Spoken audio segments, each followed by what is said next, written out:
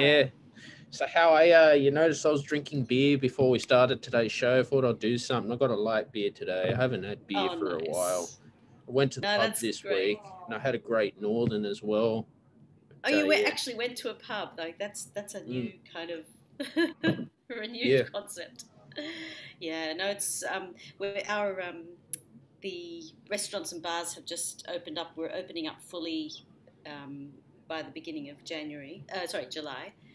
And yeah, I was just saying the beer thing in Australia. I just know beer, but in Austria, it's just like in Germany, like Oktoberfest, and they're just grabbing these massive jugs of beer and they're just passing them around in the beer gardens.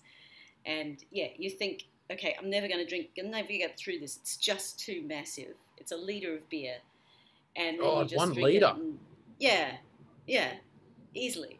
And you go another, and it just because it's well, the beer here is really delicious. So what can I say?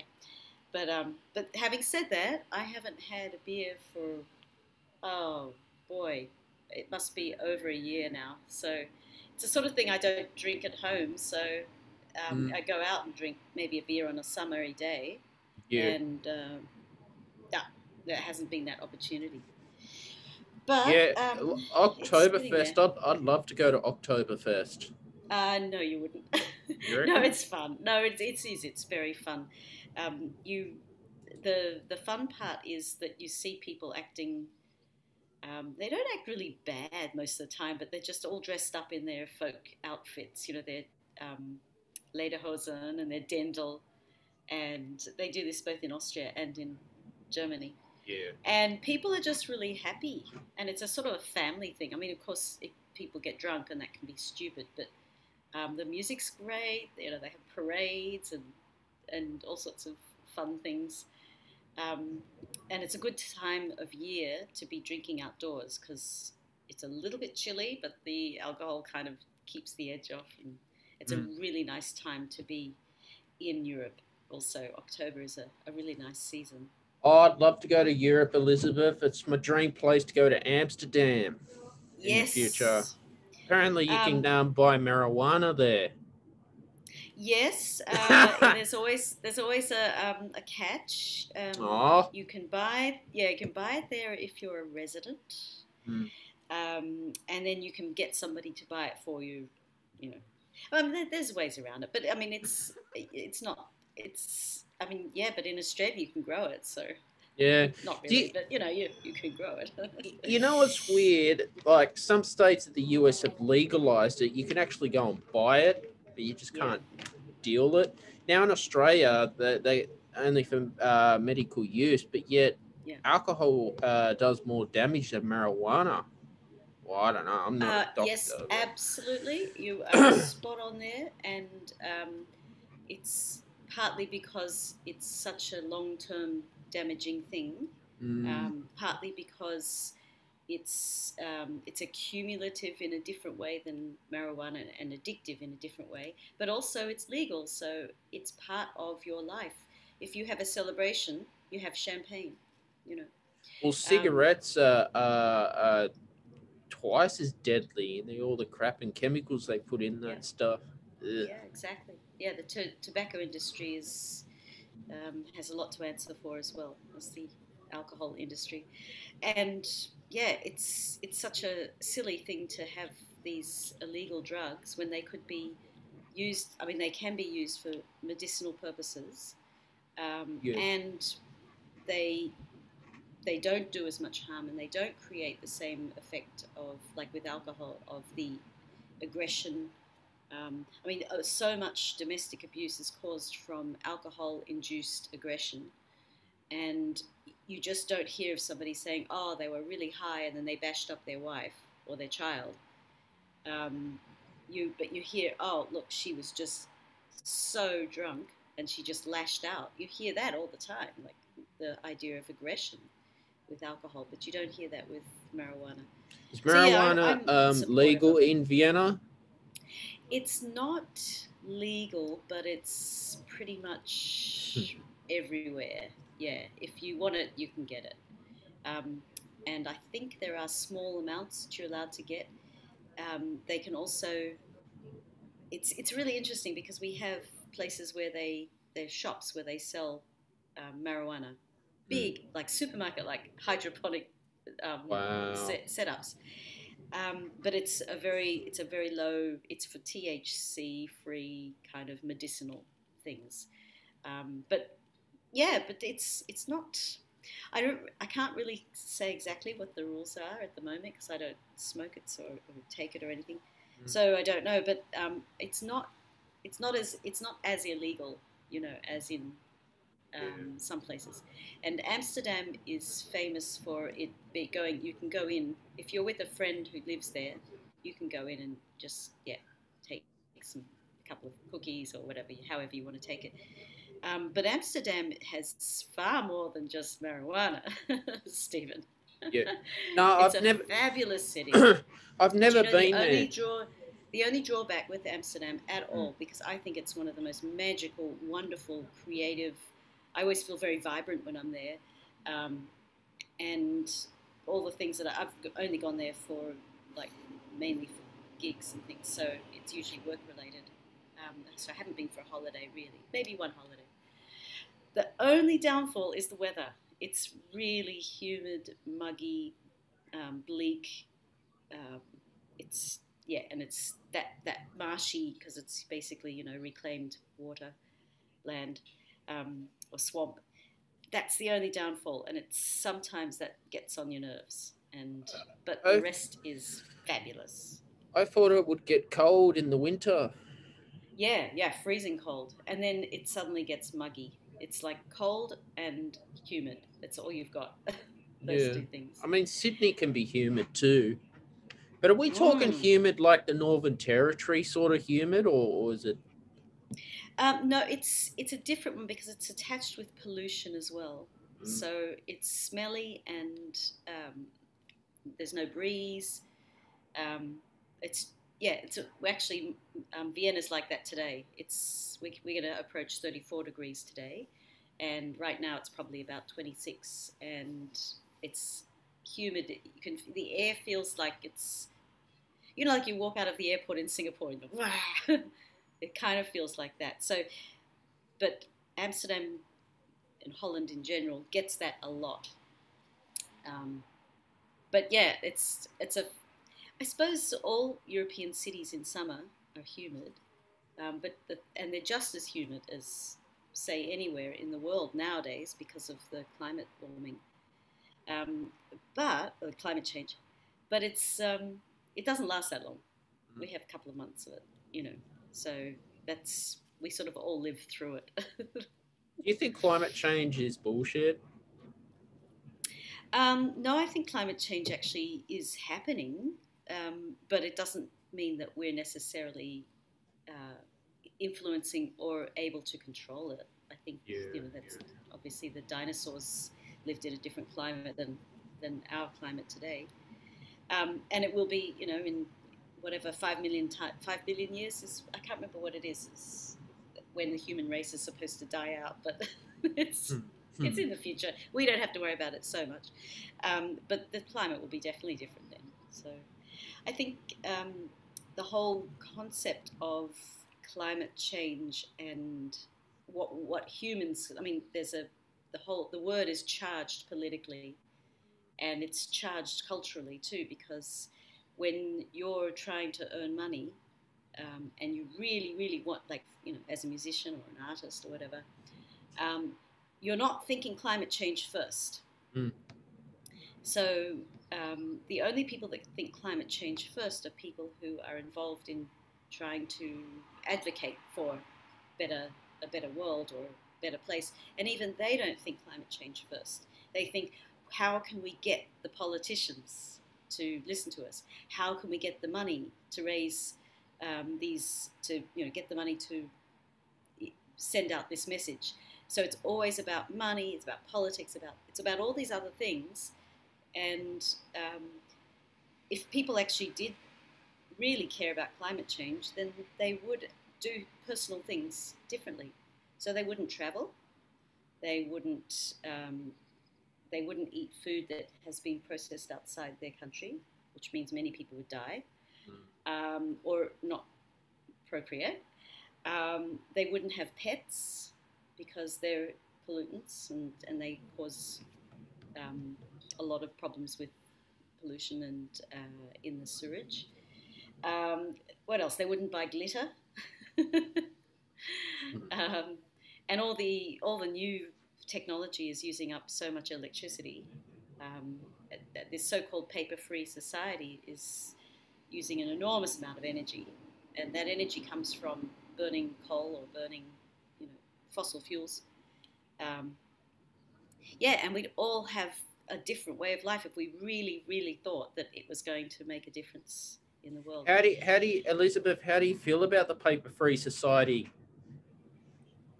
Well, it's an interesting one because I've always liked the look and feel of paper, and as an artist, I love it. And as a composing notes and things, that looking at a blank page and then writing on it, the physical act, to me, I find is part of the creative process.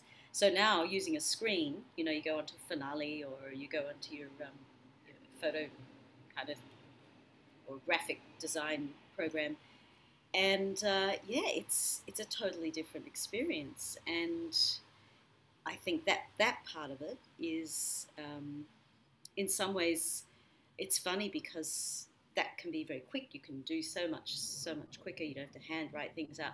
But in the end, what do? You print out the page to see if you've really got it right. I mean, I don't know whether you do that, but I print it out just to make sure. But as experience goes on, I can just do it on the computer, and I can tell if it's right or not with my Dorico software.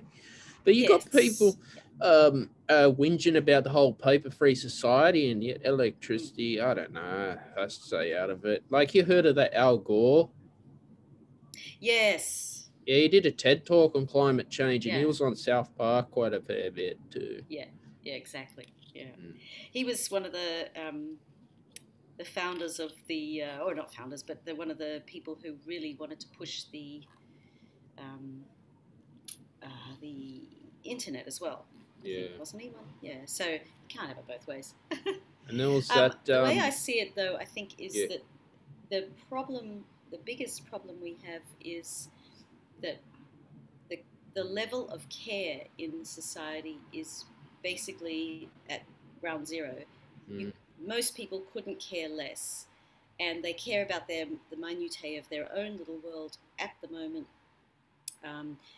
And it's not that I'm not blaming people for not caring. It's that the society is set up for us not to care.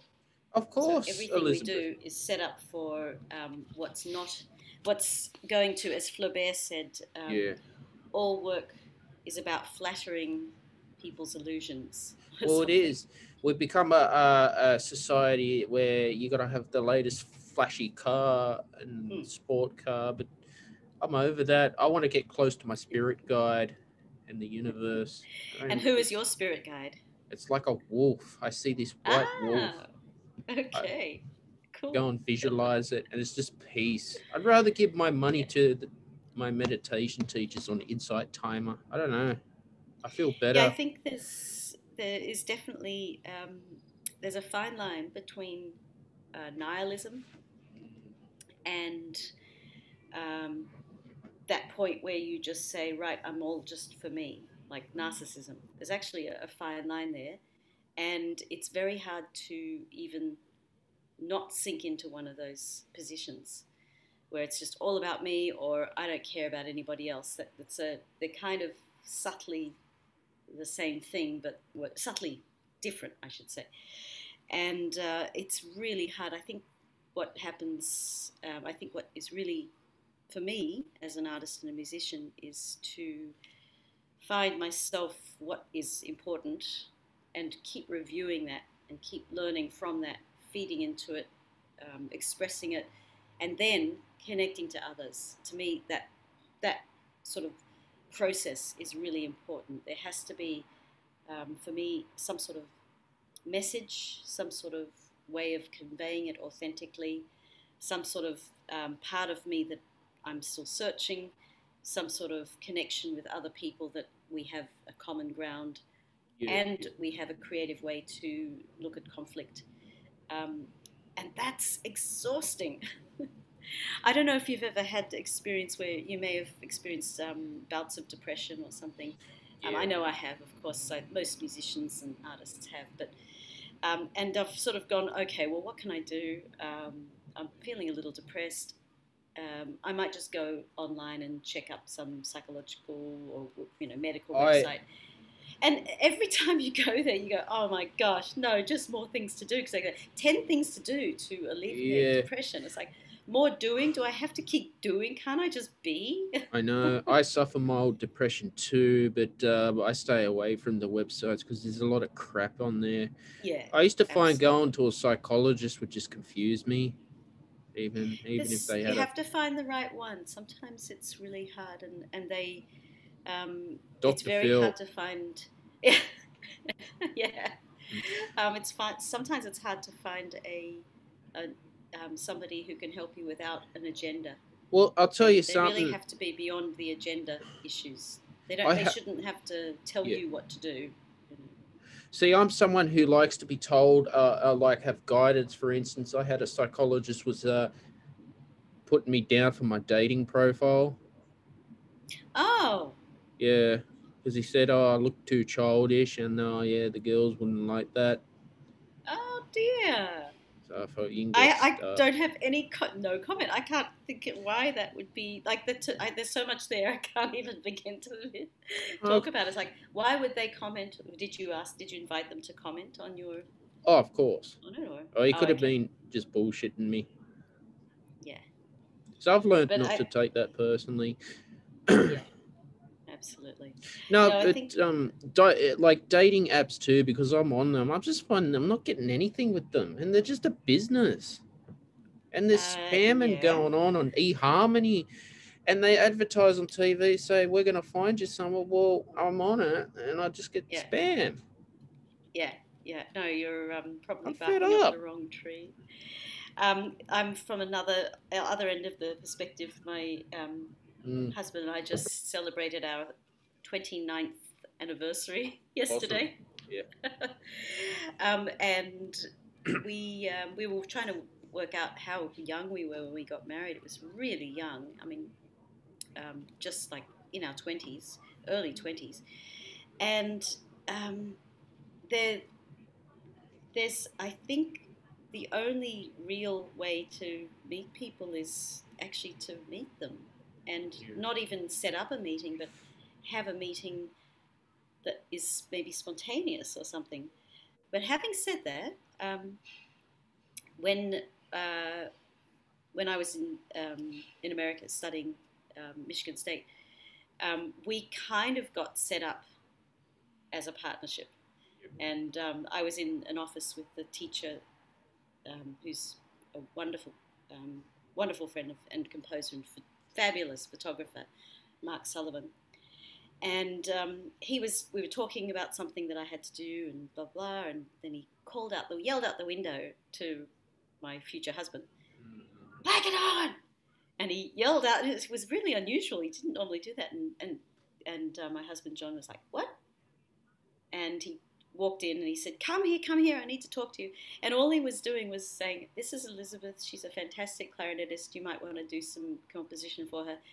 And then he introduced me, and this is John, he's a really cool composer. And we just said, hi, how are you? And that was it. Mm-hmm.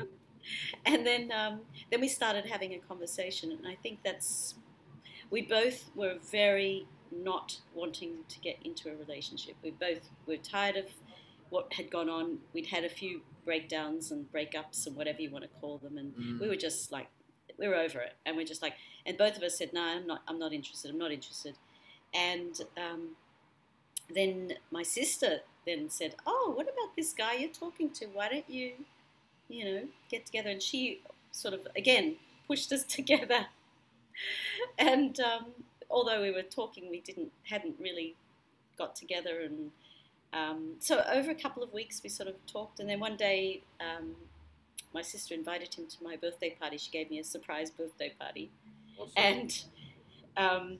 And he walked in, and somebody had come in and said, "Oh, look, it took me an hour to get here because I got lost and the directions weren't clear." And I said, "Oh, I'm so sorry. Yes, because it wasn't my home; it was a different person." And they said, "Oh," and I said, "Oh, I'm so sorry." I gave him a hug. And then John went, "Well, look, it took us an hour to get here too because we got lost. I think I should get a hug." And so I gave him a hug, and he said, "Marry me." Wow, awesome. And then I said, "When?" And then we both said at the same time, we said autumn, and he said fall, I said autumn. And then a year later we were married. Wow, good on you.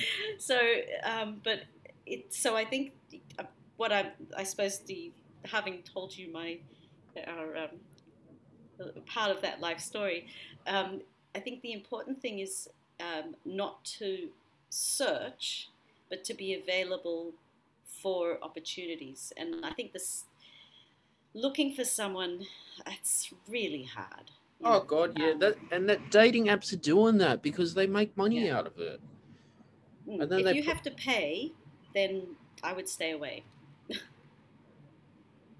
Exactly. No, just letting you know. And there are other places. Yeah, no, it's cool. But having said that, all of that as well. Yeah. My cousin went on a mission. She was saying, I want to marry someone who's wealthy. Yeah. And he has this and that, and she had a list, and she put herself on all the dating websites. She found a man. She's thrilled with him. They have 2 kids. They've lived happily ever after. I mean, and it took her a matter of maybe, I don't know, a year, 2 years maybe, to find the right person.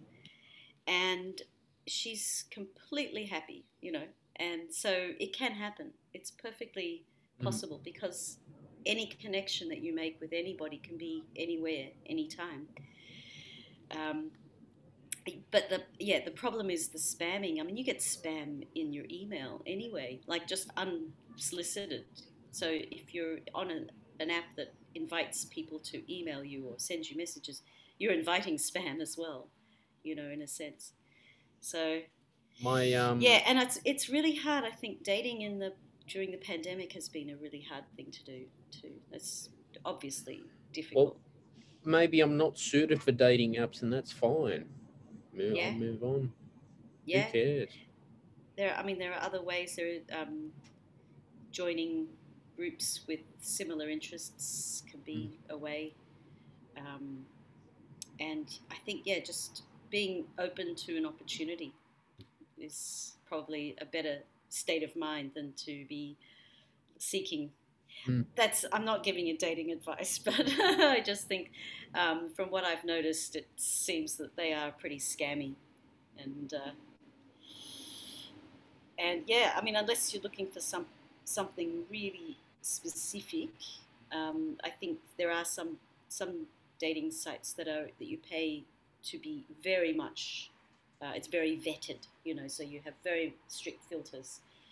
But I think you pay for that a lot, Spiritual Singles was advised to me. I've started. I like that.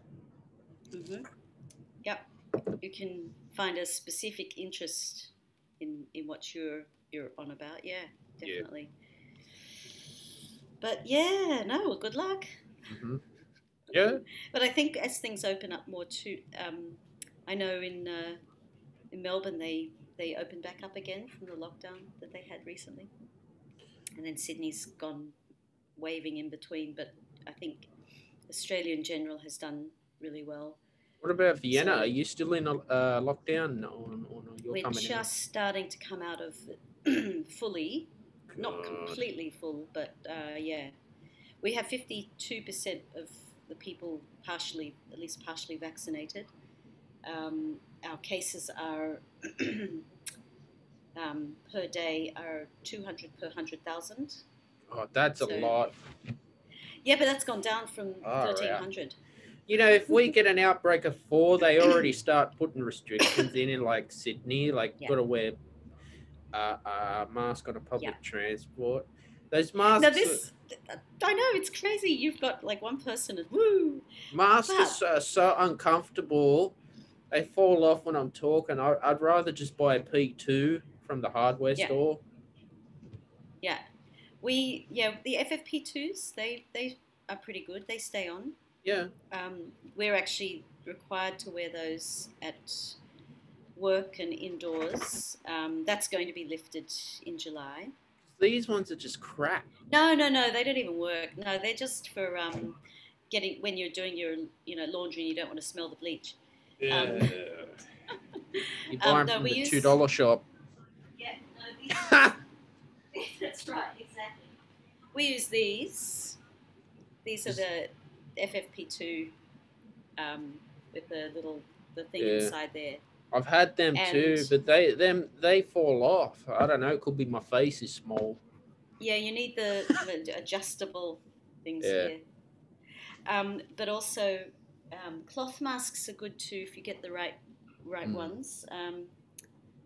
I have a couple of cloth masks that and I made designed a few for one of those online stores with some of my art on it, which is really cool. And they're really comfortable, and they have 2 layers, so that you've got 2 light layers. They're very protective. If you even put a 3rd layer of filter in the middle, which you can, in and out, remove. And I actually wear it, my cloth mask, just riding my bike. Because if I'm riding along a highway or a busy road, I'm not getting as many fumes. And I've found that has really, really helped if I'm coughing or I get skin, dermatitis or something. And I just find I don't think I'm ever going to go back to not wearing a mask in public transport. It makes so much sense. And we've had 0 influenza and, so few colds, and people are just, in general, healthy. So it must be working in that department, even if it's not working to, necessarily eradicate COVID. Funny enough about this coronavirus, I was reading a journal book from the Great Courses Plus on infectious diseases, and this was written about 3-4 years ago. And they did mention coronavirus, about having a spike in how it spread through the air. Yeah. So that's how it is a pandemic. My God. And I'm like, whoa. Yeah. I like learning. No, it's been it's a cool thing, and the virus has been around for a long time. There's also now they're investigating whether it actually did come out of the Wuhan research laboratory, and people have to be so careful of the information that they receive, because people 6 months ago, people going, nah, there's no way, it's just a conspiracy, but it is very likely that it could have happened, that it could have come out of the laboratory. But then on the other hand, it's also likely that it could have come out of the wet market, because it's disgusting, those wet markets. They are. You got to understand, the coronavirus just spreads through air travel. Yeah, very quick. But they do still grow viruses in laboratories as well. Yeah, absolutely. They contain them. It's quite possible in the future there will be a bioterrorist attack. Yeah, well, possible. There's no reason for us not to think that. It's probably more likely than a nuclear attack. I hope not. Yeah. Well, would you rather a nuclear attack or a bio? None. But if you had to choose, would you rather be blind or deaf? I'd like to have a bunker underground. Yeah, that's a 1950s style. Yeah. No, so that's the thing. When you read stuff from your professors who are academics, the Great Courses Plus they're all academic professors. Yeah. You understand, not reading some idiot on Wikipedia or Google or DuckDuckGo. Yeah. I can write a blog post and just write crap, Yeah, exactly. There are a couple of websites that do fact checking of articles, and the fact that we need fact checking websites and apps and programs to check to me that shows the lack of care in society. That we're going back to that idea that it's just, why would someone want to present a lie? I mean, I know why. It's a rhetorical question, but it's like, what? Why? Why are people full of lies and greed and selfishness, and why do they want to be better than everybody else, and why do they want to put other people down to better themselves? What's the point? Like, the big picture is, what's the point? You're all going to die anyway. Exactly. But I think that's obviously in a way it's almost a childish kind of rabbit hole to go down, because it doesn't help anything. But I do think that there are with diseases and things, I think we've learnt so much from this pandemic, and we've learnt also on a personal level, like the last gig I went to, we didn't hug. No one hugged. No one shook hands. We used our eyes. We used our hands as gestures, and we kind of doing this with each other and using a lot more of our body and our words to express something rather than just simply to hug. It's so easy just to give someone a hug. It says so much, but we don't do it right now, especially it may stop, gradually be reintroduced. But I don't feel I'm actually going to be from now on. I'm going to be very cautious who I hug and kiss and shake hands with. Shaking hands doesn't even need to happen. I think hugs are really important for communication of people that you care about. So it can be reserved for your close friends and family, and everything else can be done in words and gestures and action. If somebody needs your help, to give them a hug and a kiss and say, "Oh, they're there." Maybe that's all they need. But if they're a friend and they're not that close, maybe they actually need help. Like, do you need some money, or do you need my time so you can talk about your problem? Do you need some sort of help that I can find a contact for you to get help with? So that's action, and that's care in action, as opposed to, "Oh, they're there, I feel for you, I'm so sorry," So I think what we've learned in the pandemic also is when people are online and they're saying things like on Facebook or Instagram or whatever, and sharing their private life, saying, "Oh, I had a really bad day, this, that, and this happened," and everyone just like clicks, sad or sad face, or I hate that, or whatever. Yeah, I mean, I do find I am doing that sometimes, but I do it with the question mark. I always ask myself, is this the sort of point where just a hug on the internet will be appropriate? But when I heard that somebody in Vienna, we had a really beautiful bass player who was probably about his 40s, Thomas.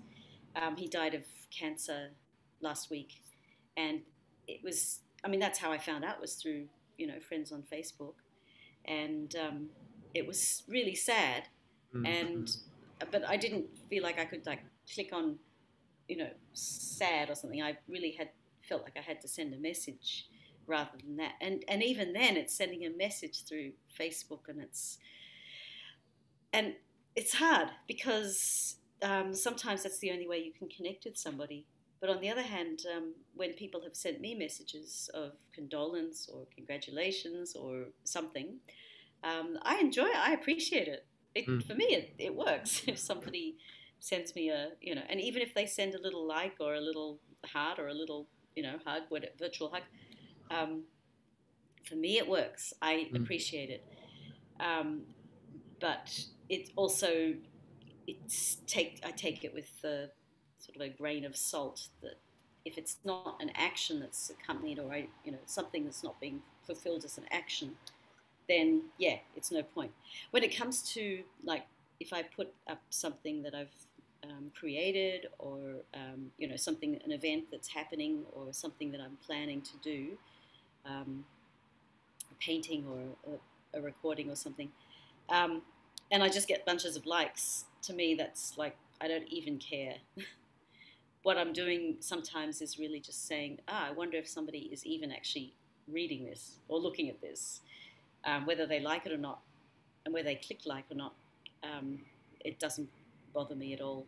Mm. So I think another thing we've learnt from this pandemic is that the Facebook has just got out of hand as far as a platform, and a lot of people are just going back and just weeding out everybody they don't know personally, and just using Facebook as a friendship space, and just getting a little bit of information, rather than kind of reaching out like an octopus with a billion arms.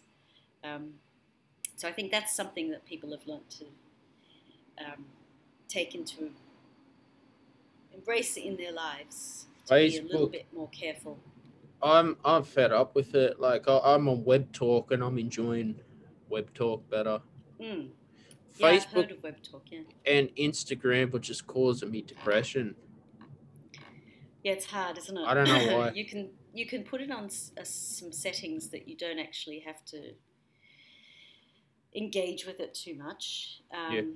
My iPhone with my social medias only has a limit of 10 minutes. That's it. Ah, okay. That's good. Put it in your settings. So yeah, that's clever. 10 minutes. 5-6 p.m. at night is when I'll check it, and that's it. My mind feels more clear. You know. Yeah, I find that I've made lots of new contacts, and lots of little ideas have made connections in my mind from being on the sites. So on Instagram particularly, it's not like I'm using it as a gallery, an online gallery, an online kind of resource of zeitgeist. So what's happening right now, I find that really interesting, and what I've decided to do with it is to embrace it as the medium has been presented. So it's a quick flip through what's happening in the world from the perspective of my interests, and I'll go, okay, yeah, go for it. So I won't obsess with it or obsess on it, or take it as like this is the answer, or this is the main goal in life. But it's kind of like flipping through a magazine that I subscribe to, and sometimes things come up that are very, very specific to me. For instance, there was a group called Montana Mouthfuls. It's a magazine, quarterly magazine, and they do really good quality magazines and really good quality art and texts. So the art accompanies the stories, and I found this group, and I submitted some of my artwork, and they put it in their latest magazine, and it looks fabulous, and the stories are wonderful, really good quality, beautiful writing. The images look wonderful. It looks absolutely beautiful, and I wouldn't have discovered that if I hadn't been on Facebook or Instagram. It's a very niche little magazine, a literary magazine coming out of Montana. Who would have thought? And it's such good quality. It's one of the best qualities I've ever seen, and my art looks in it looks stunning, and they've done it so well. There are no typos. Everything's done the way they said it would be done. It looks fabulous. I haven't got an actual copy, but the digital copy looks absolutely fantastic on a big screen. And it's, that sort of thing, those sort of connections, because you can focus in on your interests, very specific interests, you can actually get a lot out of it. But as far as general putting yourself out there saying, hey, here I am, do you want to, give me lots of attention, it doesn't really work like that. So I use it in the spirit that it's offering me, I'll take it. And but there are a lot of people who have the feeling, if they go and look through Facebook or Instagram, they get that feeling of, oh, everyone's life is better and more active and more fun and more enjoyable, more satisfying than mine. And that's a really hard thing to overcome, except for just like, don't look. Just don't look at it. Because it does look like everyone puts their best foot forward when they post things and says, like, look at all these wonderful things that are happening to me today. And it's like, oh, all I got today was like, oh, go to work, come home too tired to do any more, go to bed. So yeah, so I think sometimes it's good just to kind of ignore it, you know, and do your own thing. Well, that's exactly right. You got to have balance in your life, you know.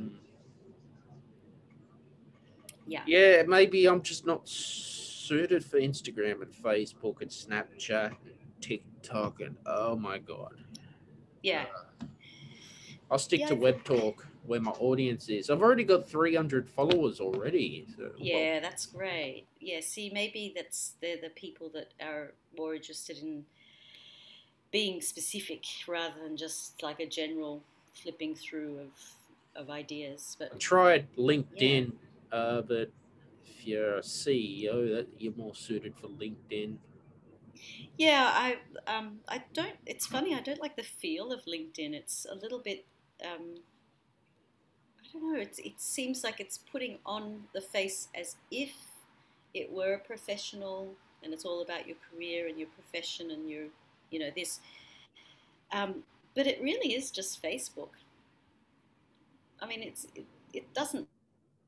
No, I don't know people who've maybe in the corporate world of finance and insurance and banking and, you know, industry, in those industries, maybe there is a valuable quality about LinkedIn. But from a musician's point of view, I mean, I've got a lot of musicians who I'm linked with. We never connect. They never reach out to me. I don't reach out to them. They never see what I've posted. I never see what they've posted. I rarely go there, and it's like, why bother? You know.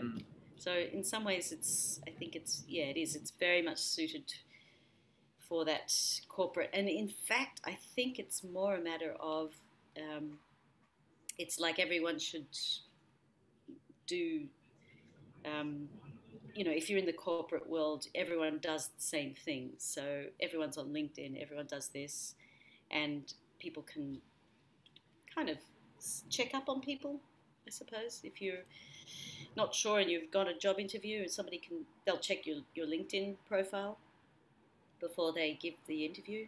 And I find that's terrifying, really, to think that people are actually going onto your website or your profile to check whether you're an adequate person to interview for a job, instead of just meeting you, getting to know you from that one-to-one personal point of view. You might as well go back to the old days of communication where you had a bird, you write your letter, feather, put on the bird like they do in Game of Thrones, and it flies. Yeah. That's how exactly. it's anonymous. I know, it's the whole thing of communication and messaging and response is, I think it's changed over the past couple of years because of the pandemic, and even just the inundation of programs and things like, since you've got all the different types of media platforms, and you can register on every single one. You can be sent messages from everywhere, send messages out from everywhere, and we're just saturated with this communication. And every time I think, okay, this is enough, you can't be more saturated, there's something else that lures people in or checks people out and presents itself as if it's an offer, flatters your illusions, and you're sucked in again. So there's another thing, and it's like this: how much more saturation can we have? I think it's almost like there's a point now in society, Western society, where there is no concept of saturated media in the world anymore. So every little moment is possible to be filled up, and we still have maybe, if not infinite, we have a plethora of possibilities of where advertising can go, or where product placement can go. Like right behind you, you've got a shelf. You could be putting a product there to market it, to promote it. I could too, you know. That's a whole world of moving. It could be even moving. It could be an ad running constantly. There's no reason why. I could have on my screen on the left-hand side, it could be, you know, I'm using a MacBook, and there could be running ads for MacBook the whole time. And every time you buy a MacBook, you get these ads that just keep running. You could look outside, and the signs, you know, all the signs can be. There can be more signs on. There can always be more signs. There can be stickers on cars. There can be. It's just like goes on and on. Every piece of fruit you buy now has a, you know, sticker on it, advertising where it came from. But it's also advertising the product. It's advertising the product, but also the marketing behind the product, because there's a little logo, there's a little design. Somebody's designed it. Somebody's thought about how that sticker is going to look when somebody picks it up at the supermarket and says, "Oh, I'll buy that mango," or whatever. So there's never. I don't think there is any point where it gets saturated. Whereas a few years ago, I was thinking there has to be an end to this saturation of advertising and product promotion, sponsoring, all that sort of thing.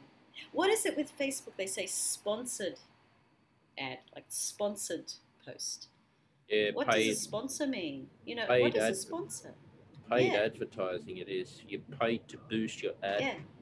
And so then it's not that Facebook is sponsoring you. No. You're actually sponsoring Facebook.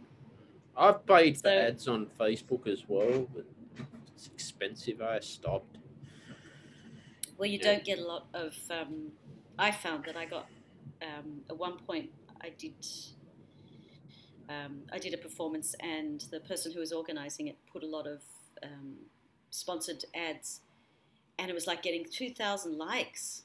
It's like, wow, that's like... And then I looked at these likes, and I went through, and I, not all 2,000, but I did a random sample of, clicked on these people, and they were nothing. Like, they were just like one person, a picture of a person with a car, and maybe 2 posts, and it was obviously a fake site. So, did you get a lot of people come up to the gig? No more than I would normally have. Oh, God.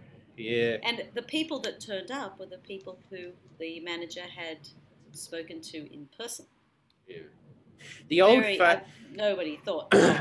Nobody said, "Oh, I got it from the ad on Facebook." The old-fashioned way is better. That's how I market my stuff, word of mouth. I know short-term it's not going to be there, but long-term it'll benefit me in the long run because it's free. Yeah, and you're contacting people who are interested. Yeah. And you're showing a level of care that you can't in a generic ad. Yeah, it's a tough one. It's also your time is money, so every time you spend talking to somebody, while it's very valuable, that just as a communication on a human level, but also as a future possibility or opportunity. But time is money. It takes time. You can send a message to 100 people, or you can talk to 3 people, maybe 2, in that same time that you've created the message and sent it. You might not get. You might spend an hour with one person, and they go, "Oh well, see you later. See you next decade." And so time is money as well. So yeah, it's a tricky business. Yeah, see, marketing and sales is not my field. I hate it. I mean, I just send a monthly email list out, and that's it. Yeah. Yeah, no, that's good. I think that they're the sort of things that people do actually click on when they have time and when they're focused, rather than just being bombarded with it. Yeah.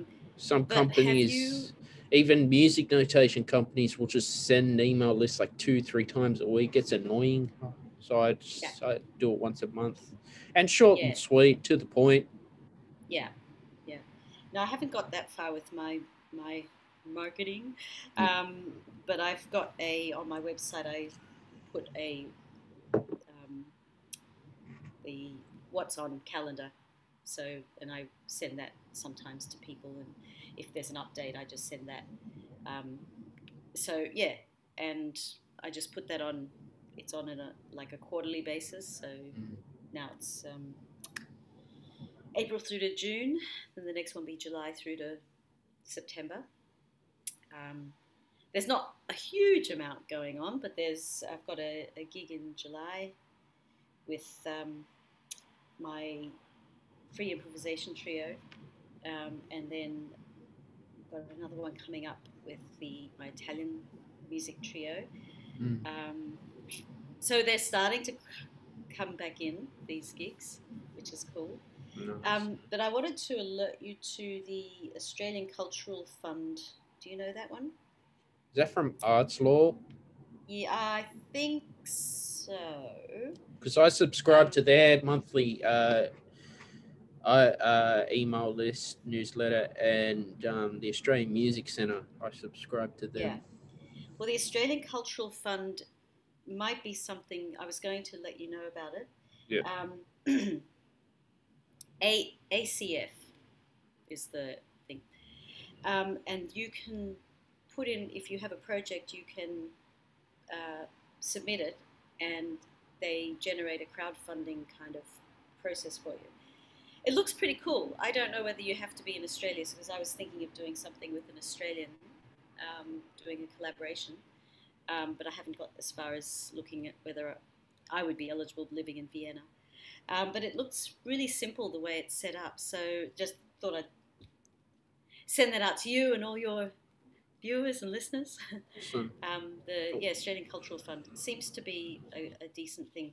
There are a lot of funds around, of places to get funding. Look, funding is not really hard to find.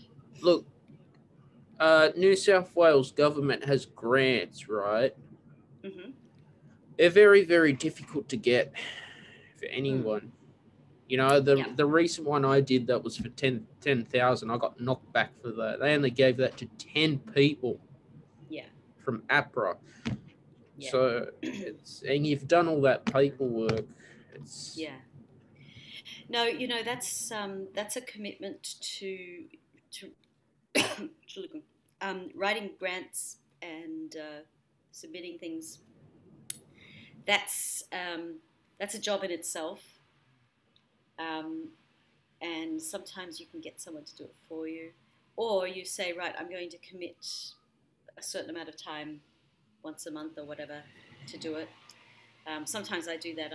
I've got a list of funds and organizations and competitions, festivals, whatever, and I just go through and check. Okay, what's this weekend? What do I have time to do? And the proposals get easier as you do more. So once you've done one, your information can be recycled a lot. And at first, when I was, most of the time you get rejected. It's just normal. And at first I was like, oh gosh, and thinking, okay, well, I have to reinvent the wheel and start the whole process again. But actually, no. One grant, if you go for one thing, it may not actually be suitable for what you're proposing, and it may be suitable for something else. So you can actually almost put the same grant proposal into something else with a few adjustments. And so sometimes you can, you recycle, and you keeping track of recycling of your concepts and your ideas is actually really good for you to hone in what it is that you're doing. I've found that the best way to write grants is to, in my mind, be very clear what I want out of the grant, and to the best of my ability, understand what they want me to provide, and to write it really simply and be very careful to avoid jargon. Yeah. And be authentic and true, and because in case you get the grant, you don't want to be having to produce a lie. So exactly. Being as true to yourself. I've found that the grants that I have, like this one I'm doing in October, I've been invited to present a composition with sculpture, with large paper acoustic sculptures, I'm calling them, because they're going to be used to make sounds or enhance their sounds. And I just wrote exactly what I could have in my head imagine clearly as I could, and why it's important and how it would be done, just like very, very clear in my head what I wanted. I can see it in my mind's eye, I can hear it right now. And I just put that proposal in, and it was successful. And that is now something that I can say, right, if it does, which it will be done, if it's successful, then I've got that to build on for the next thing, and then work bigger and bigger. So I think, yeah, the important thing is like really be true to yourself and keep pursuing that truth rather than saying, oh, well, that didn't work, I'll try this angle. Just be consistently with yourself. The only thing that you've got is yourself. So it doesn't matter how wonderful your proposal is. If it's not you, then it's going to be, in the end, you'll come up a cropper because you've got to produce something that's authentic. Or you have to produce a lie and live with it, you know. Well, at least I've got a bio, which is pretty good. I wrote my bio myself. Yep, that's good. Yeah, I'm trying to publish it on Wikipedia, but I don't know how you publish things on Wikipedia. I hadn't even. No, I think you have to be invited, but you could submit. I don't know. I haven't even thought about that. Yeah. Good idea. Exactly. But there are a few people who write. Excuse me. There are a few people who write really well, who write beautifully with bio kind of material, grant material. I've got a couple of people, if you want me to send you links. Yeah, that'd be good. Writers, yeah. And it's actually a whole art in itself to write something that, that whole world of grants and things. I actually enjoy writing proposals and things now. At first it was an absolute dread because you feel vulnerable, and then you feel the impatience of the waiting game, and then you feel the disappointment, and the cycle starts again, and because of all the rejections. But you get a few moments where you get a success, and you can build on that, and then you use the rejections as just material that you can keep working with and honing in and focusing and creating. Like, in fact, for you, for instance, it might be worth having two bios. One that's focused only on film music, and then the other that's maybe focused on something more general. And you work which bio is going to be the best one, you know. But you have them already, because if you have a single bio, then sometimes you have to adapt it all the time. But if you have a couple of what is true to me in this area, in, you know, film composition or animated film, or what is specific to me and what's important that I need to let people know about me in this particular thing, then you just have to take that bio. You don't have to rewrite anything. So you have a little suite of bios that suit different things. I've had to work through this a lot, and I still am working through it, because I have the art and the music. They're often combined.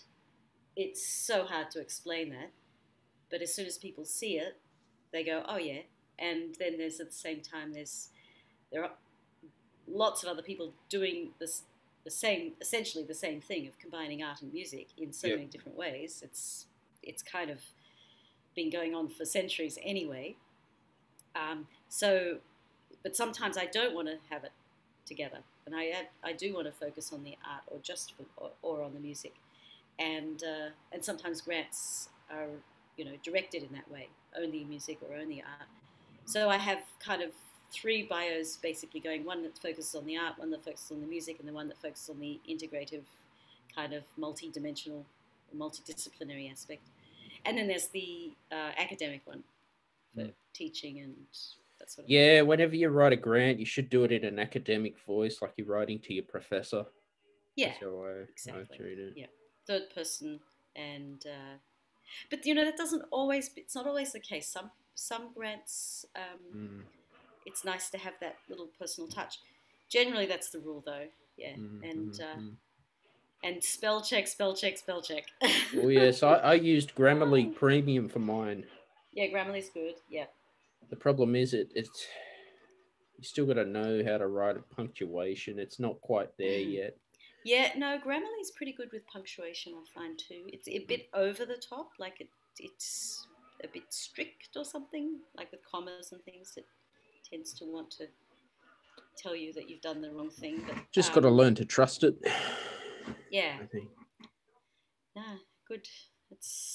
Grammarly's good, and also reading other people's biographies and really reading them, not just reading the content and like what they've done and comparing to what you've done, but reading how they've presented it. Well, and the other thing is that I find really interesting is when I look at, because I just take everything I can. I'm a bit of a magpie, I suppose, a bowerbird. If I get an ad thrown at me, which is like almost every day on Facebook or whatever, I read the wording and I look at how they've put the words, where they've put them visually, but also what is the message they're putting behind the words. How did they choose this way to set these words, or why did they choose these words in particular? How few words can I use? What can I do that might be present that if I want that message, or how can I think about those? There are sometimes, like for instance, fashion magazines have brilliant writers, and even online ads for things like sunglasses. Anything where it might be related to light or movement or culture or something. They can be, or even luxury sports goods or motor cars or holidays or something. Their writing is often so good. They hire good writers because these writers are the best. That's what they do. They write and they are paid to do a good write-up. Well, it's the same thing you actually can get a lot out of that. Same thing with the newspapers as well. Mm. They always write a headline in a shorter period of time as well, but yeah. So you can find and obviously reading classic novels and things. One thing I was just recently reading was going back to George Orwell, Down and Out in London and Paris, and I hadn't really appreciated the way he wrote about the subject of the poverty in these two cities until living in Vienna, and the whole stench of it and the whole pathetic and the supreme effort for such a tiny little thing to come through, the humanity, the lack of humanity, just the general irksomeness. He has just captured it so well. You can smell it, you can see it, you can feel it, and sometimes it's nice to revisit the very famous writers like Orwell and all those people to get a really intense burst of beautiful language. But my go-to almost every month, it's on the coffee table right now, is Beckett. Just probably every month there's something I've got the complete, his complete works. Well, I'm reading a book at the moment about the brief history of the samurais. Ah, okay. Yeah, I love Japanese history. It's quite full on, actually. That's cool. When I'm reading it, it's from it'd be an academic book, so it's you're highly pointing out what's the important part, and get my pencil and wow. Cool. Yeah. And the samurai, it's a whole different world, isn't it? Exactly. Yeah. So I'm going to have to leave now. Yeah, awesome show today, Elisabeth. And yeah, it was really cool, nice and chilled, and lots of things covered. Awesome.